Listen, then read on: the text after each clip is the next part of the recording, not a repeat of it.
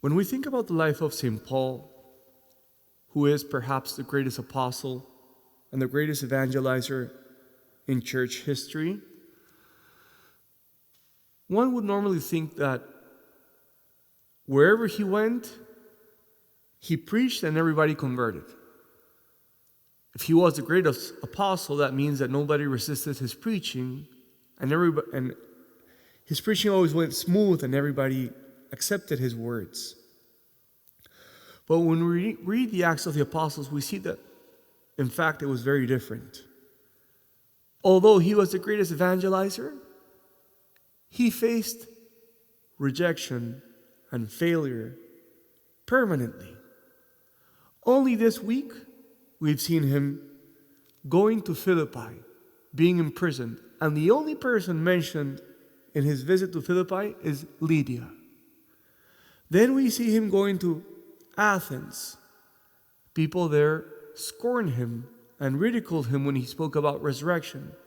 And only 2 names were mentioned of possible converts, Damaris and Dionysius.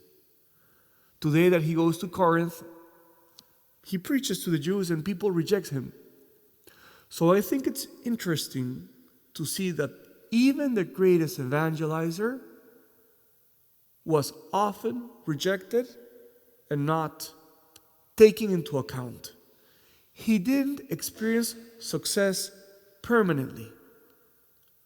But in fact, his success looks a little bit more like the parable of the sower.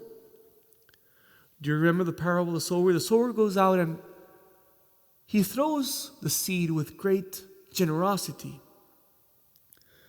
Many of the seed fall into infertile ground, but there is always a small portion that falls into fertile ground and gives abundant fruit.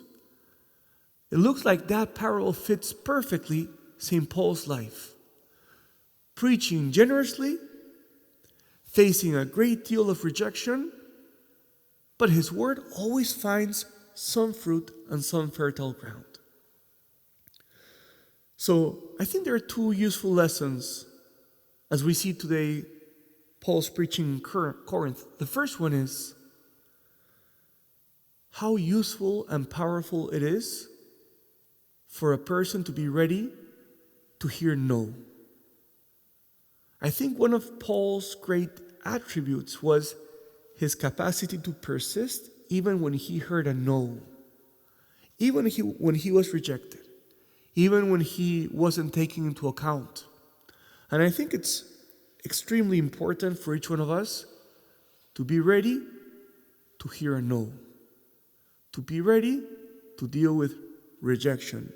And Paul was an expert in dealing with rejection.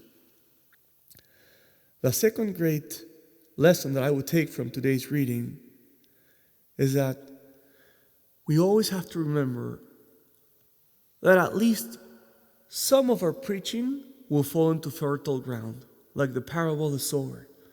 So I think that we should be insistent in our evangelizing effort, knowing that the word or that the seed will always find at least some fertile ground.